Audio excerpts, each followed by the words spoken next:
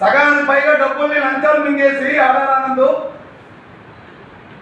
మొన్న ఎన్నికల సమయంలో స్కిల్ డెవలప్మెంట్ పేరుతో మిలీనియం సాఫ్ట్వేర్ కంపెనీకి 25 కోట్ల రూపాయలు బదలాయించి ఆ డబ్బుల్ని ఎన్నికల్లో తన స్వార్థం కోసం రాజకీయం కోసం వాడుకున్నాడు. ఇది అకౌంట్స్ లో ఉన్నాయి, ఈ పేమెంట్లు అకౌంట్ లో ఉన్నాయి. అసలు ఎంతమందికి స్కిల్ డెవలప్మెంట్ ట్రైనింగ్ ఇచ్చారు, ఎంతమందికి ఉపాధి అవకాశాలు వచ్చినాయి, ఎంతమందికి ఉద్యోగాలు వచ్చినాయి? ఇవాళ విశాఖ డైరీ యాజమాన్యం చెప్పగలరా? చెప్పలేరు. మొన్న సెప్టెంబర్లో జరిగినటువంటి జనరల్ బాడీ మీటింగ్ కిందంటారండి. సెప్టెంబర్లో జరిగిన జనరల్ బాడీ మీటింగ్ లో సొసైటీ ప్రెసిడెంట్లందరికీ కూడా 700 సొసైటీలు ఉన్నాయండి, 700 పాల సంఘాలు ఉన్నాయి.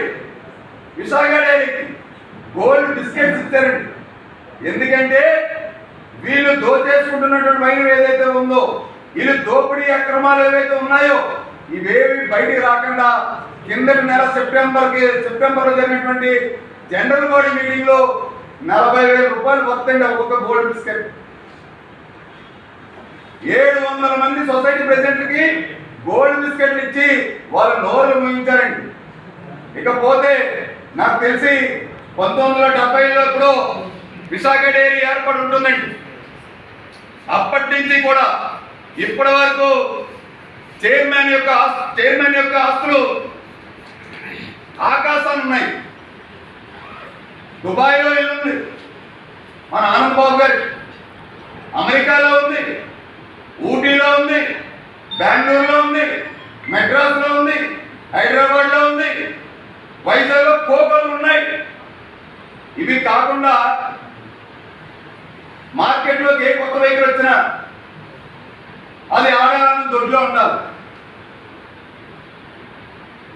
ఏదైతే ఇప్పుడు విశాఖ డైరీ సిబ్బంది ఉన్నారో ఆ సిబ్బంది కూడా ఆడాలని ఇంట్లోని, వాళ్ళ కుటుంబ సభ్యుల ఇళ్లలోని, వాళ్ళ పొలాల్లోని, అలాగే 20 ఎకరాలు ఏదైతే సాగు చేస్తున్నారో అక్రమంగా కొట్టేసినటువంటి డైరీ ఆస్తులు అక్కడ 20 మంది పనిచేస్తారండి.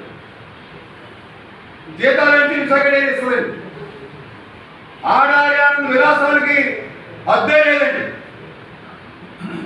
పాల సంఘాలు, రైతులు, పాడి రైతులు, సుమారు 3 లక్షల రైతు కుటుంబాలు మంచి ఉచిత విద్యను ఇవ్వాలి, ఉచిత వైద్యాన్ని ఇవ్వాలి రైతు కుటుంబాలకి. ఇవేమి ఇవ్వకుండా ఉచిత వైద్యం ఇస్తామని చెప్పి హాస్పిటల్ పేరుతో లీజుకి ఇచ్చేసి కోట్ల రూపాయలు దోచేసుకుంటూ, ఉచిత విద్య ఇస్తామని చెప్పి ఇంజనీరింగ్ కాలేజ్ భూములు కొట్టేసి, కనీసం ఉద్యోగ అవకాశాలు కల్పిస్తాం స్కిల్ డెవలప్మెంట్ లో కోట్ల రూపాయలు దోచేసి, ఇన్ని పనులు చేసేసి వీళ్ళు ఆడారు ఫ్యామిలీ ఉత్తరాంధ్రకి ఒక ద్రోహంగా మిగిలిపోయారు. మనం చూసాం గతంలో చక్రవర్తులు పరిపాలించేవారు, అలాగే ఇప్పుడు ఆడారి ఆనంద్ చక్రవర్తి లాగా డైరెక్టర్ సామంతరాజులాగా పరిపాలిస్తూ ఉన్నారు. ఆ డైరెక్టర్ కనుక చనిపోతే అదే కుటుంబం నుంచి డైరెక్టర్ వస్తారట. పాల సంఘాల్లో కొత్తగా డైరెక్టర్ ఎన్నుకునే పరిస్థితి ఉండదట. యాకటి చక్రాధిపత్యం. వీళ్ళు ఉత్తరాంధ్రలో ఉన్నటువంటి ఈ యొక్క ఆడారి అగాత్యాలకి అంతే లేకుండా పోయింది. దీంట్లో ఈ ఎపిసోడ్లో ఇంకో కొత్త వ్యక్తి వస్తారండి. 2017లో విశాఖ డైరీ మీద ఐటీ కేసు ఫైల్ చేశారండి, ఇన్కమ్ ట్యాక్స్ కేసు. ఆ ఇన్కమ్ ట్యాక్స్ కేసుని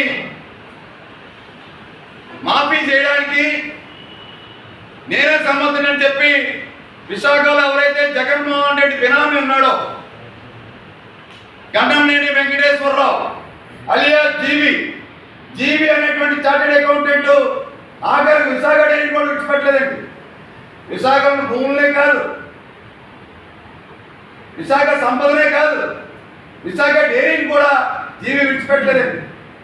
దూరి ఆ కేసును సెటిల్ చేస్తానని చెప్పి ఖరీదైనటువంటి కారుని బహుమానంగా తీసుకొని కోట్ల రూపాయలు ముడుపులు తీసుకున్న మాట వాస్తవం కాదా?